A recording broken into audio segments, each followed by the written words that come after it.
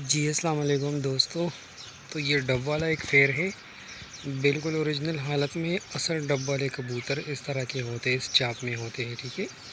زیادہ جو گاڑے کبوتر ہوتے ہیں نا، اس کو ڈب والے نہیں کہتے۔ اصل ڈب والے کبوتر یہی کبوتر ہے، ٹھیک ہے۔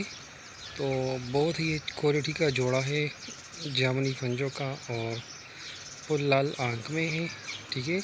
جس میں میرے بھائی کو چاہیے پارسل کے لیے اویلیبل ہے۔ انڈے اور بچوں کی پل گارنٹی ہے، کیونکہ فیمیل جو ہے نا، اس کی پٹی ہے بھی مطلب ابھی 10 پر صاف ہوئی ہے، اور بہت کوالٹی اور بچے اڑانے والا ڈب والا جوڑا ہے، ٹھیک ہے۔